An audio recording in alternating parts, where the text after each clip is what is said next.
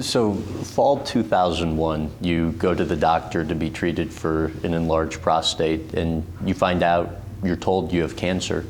What do you recall from that moment being told? Well, you remember the moment, trust me. In fact, I'd been to the doctor and he called me on the phone to tell me. And it's kind of straightens you right up when you hear that word cancer.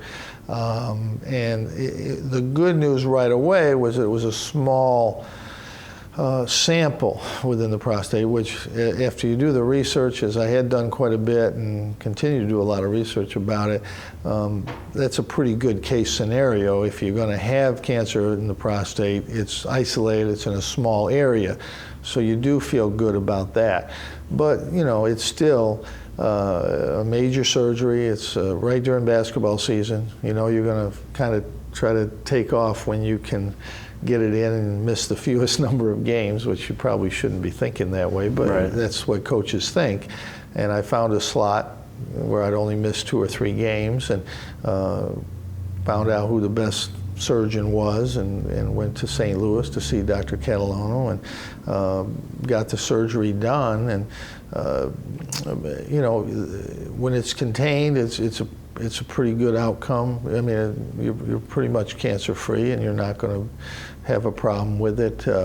Obviously, the surgery's tough. There are side effects, but I was able to come through everything good and get back to coaching within a very short period of time, probably too soon.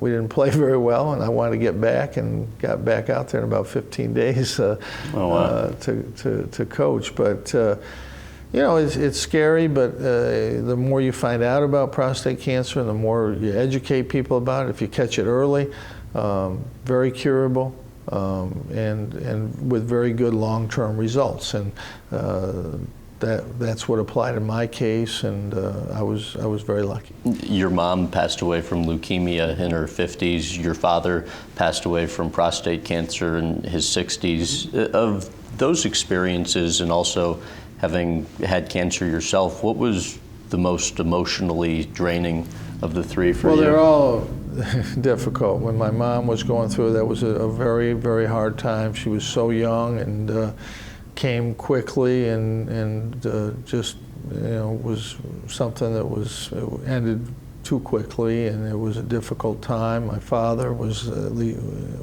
older. It was a little bit easier, but cancer is difficult for all of us. We all have been touched by it. One of the reasons we fought so hard to raise money for Coaches versus Cancer is because we've lost so many people that are close to us, not only my parents, but in the coaching profession.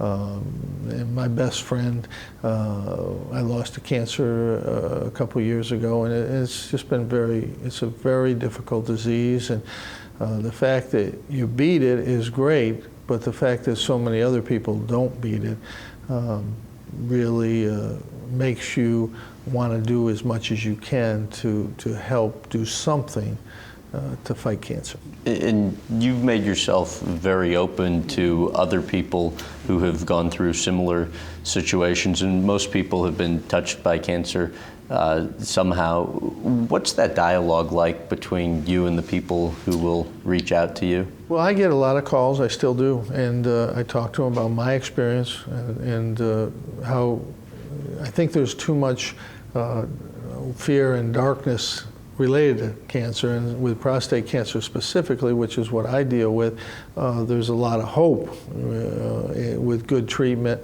that things are going to be perfectly normal and you're going to be fine. And early detection is the key. We talk about that all the time, but I try to talk to people about what the outcomes are, what you're going to go through, what you're facing. That it looks difficult, it looks like a dark path, but it's really something that you can get through in a short period, relatively short period of time, and get back to full speed within a couple months, and with a great chance of a very good outcome. You mentioned Coaches versus Cancer. How did you get involved in that, and how much money did you ultimately end up raising? Well, Norm Stewart started Coaches versus Cancer, and I got involved right away, and we've been very active for 15 years now. We've raised well over $5 million, but I think it's... That's to make you feel great. It's good, but I feel better that I've helped bring other coaches in. The Philadelphia coaches came in, Notre Dame, Mike Bray came in, Wisconsin's come in, Iowa has come in, Mark Few has done an unbelievable job at Gonzaga, raising money, and so we've been able to get a lot of other coaches involved, so that it's now $3 or $4 million every year that we can raise through Coaches versus Cancer, and awareness, because I really believe coaches have that platform. People know you're working on this, and they see it, and they hear your message of early detection, early treatment. That's the best way to beat cancer. So I think that's what makes me feel good about it. The calls I get from people who got tested, who found out they had cancer, who got it taken care of, and are now going to be healthy. And those are the good things that you think about.